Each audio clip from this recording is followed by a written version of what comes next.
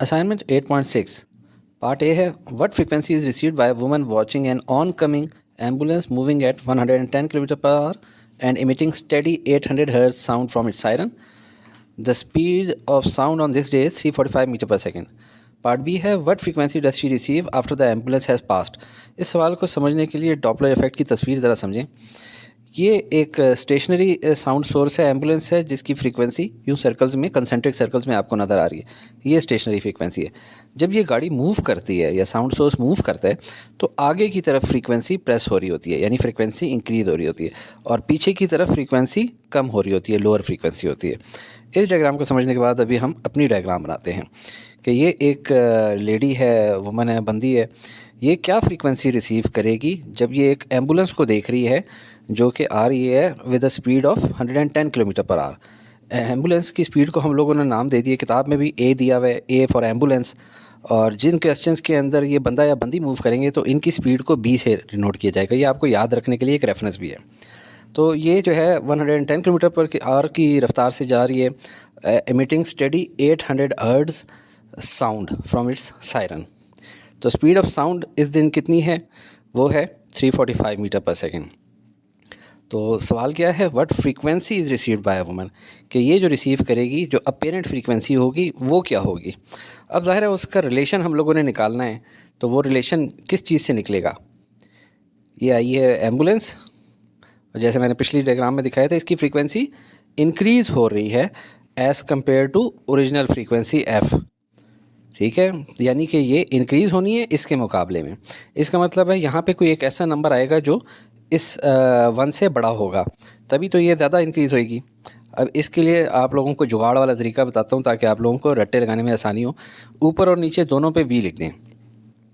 अब देखें कि मूवमेंट कौन सी चीज़ कर रही है. एम्बुलेंस कर रही है इस क्वेश्चन में. अब इस डायग्राम से आपको हमेशा के लिए ये डॉपलर इफेक्ट याद रहेगा. देखें, गाड़ी नीचे होती है, बंदा उसके ऊपर होता है.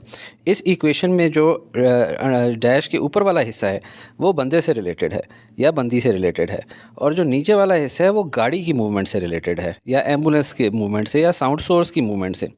तो अभी हमारे केस में क्या चीज़ मूव कर रही है? गाड़ी मूव कर रही है. जब गाड़ी मूव करेगी तो डिनोमिनेटर चेंज हो जाएगा, और जब बंदा मूव करेगा या बंदी मूव करेगी तो न्यूमरेटर चेंज करेगा. हमारे केस में निचला वाला हिस्सा, क्योंकि एम्बुलेंस मूव कर रही है तो डिनोमिनेटर में तब्दीली आएगी. और इसकी क्या स्पीड है? ए.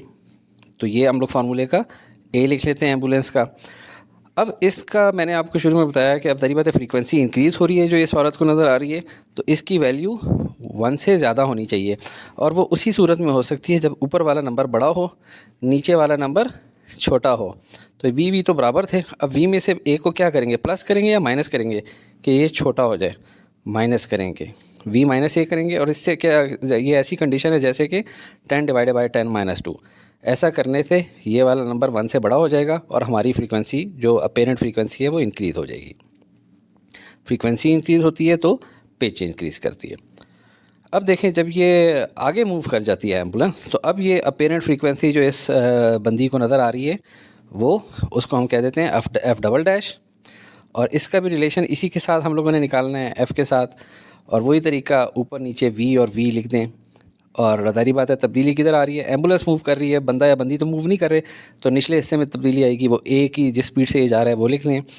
अब देखें फ्रीक्वेंसी क्या हो रही है?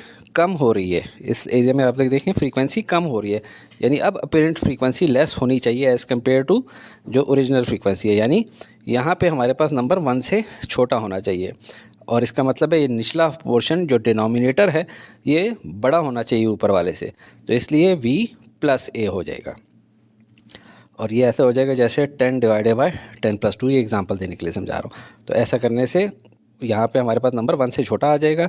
रिजल्टेंटली वो जब एफ से मल्टीप्लाई करेगा तो हमारे पास जो हमारी फ्रीक्वेंसी है, जो हम लोग रिसीव कर रहे होंगे या देख रहे होंगे, वो कम आ जाएगी. अभी फ्रीक्वेंसी डिक्रीज़ हो रही है तो पिच डिक्रीज़ कर रही है. तो यहाँ पे हम लोग डॉपलर इफेक्ट की डेफिनेशन देख लेते हैं. Apparent change in the frequency, यानी असल में तो फ्रीक्वेंसी चेंज नहीं हो रही है, साउंड वेव तो उसी तरह चल रही हैं. अपेरेंट चेंज, जो देखने में अपेरेंट चेंज हो रही है बज़ाहिर, in the frequency of sound caused by the relative motion of either of the source of sound और लिसनर और both is called Doppler effect, कि या तो ये साउंड की सोर्स चल रही हो या बंदा या बंदी चल रही हो या दोनों चल रहे हो, उस सूरत में जो अपेरेंट चेंज होती है फ्रीक्वेंसी ऑफ साउंड में उसको कहते हैं डॉपलर इफेक्ट। अब अपने न्यूमेरिकल की तरफ चलते हैं, क्योंकि हम लोगों ने दोनों पार्ट्स के लिए जो हमें इक्वेशन चाहिए थे वो ड्राइव कर लिए। गिवन क्या है हमारे पास, speed of ambulance A is equal to 110 kilometre per hour, हमें पता है कि मीटर पर सेकंड में चाहिए होती है, तो 110 मल्टीप्लाई बाय 1000, किलो की वैल्यू होती है 1000, और डिवाइडेड बाय 1 आवर में कितने सेकंड होते हैं 3600। कैलकुलेटर से इसको सॉल्व करेंगे तो हमारी वैल्यू आ जाएगी 30.6 metre per second. Frequency of siren हमारे पास गिवन है f is equal to 800 hertz. Speed of sound v हमारे पास है 345 metre per second. Apparent frequency when ambulance is on coming, तो इसको हमने एफ कॉम्प्लीमेंट कह दिए, और apparent frequency when ambulance has passed, तो वो एफ डबल कॉम्प्लीमेंट कर देते हैं। सोल्यूशन की तरफ चलते हैं। फॉर्मूला एफ कॉम्प्लीमेंट का हमारे पास क्या है, v divided by v minus a into f, इनमें वैल्यूज डालें। 345 divided by 345 minus 30.6 multiply by 800, इसको करेंगे 345, नीचे आएगा 345 माइनस 30.6 से 314.4 मल्टीप्लाई बाय 800, इसको कैलकुलेटर से कैलकुलेट करेंगे 877.8 हर्ट्ज़, राउंड ऑफ करेंगे 878 हर्ट्ज़। इसी तरह एफ डबल कॉम्प्लीमेंट, यानी कि what frequency does she receive after the ambulance has passed is equal to v divided by v plus a into f, इसमें values डालेंगे 345 divided by 345 plus 30.6 into 800 is equal to 345 divided by 345 plus 30.6 से आ गया 375.6 multiply by 800, calculate किया 734.8 hertz, round of कर लेंगे सो 735 hertz. तो ये दोनों हमारे आंसर बुक के साथ मैच कर रहे हैं।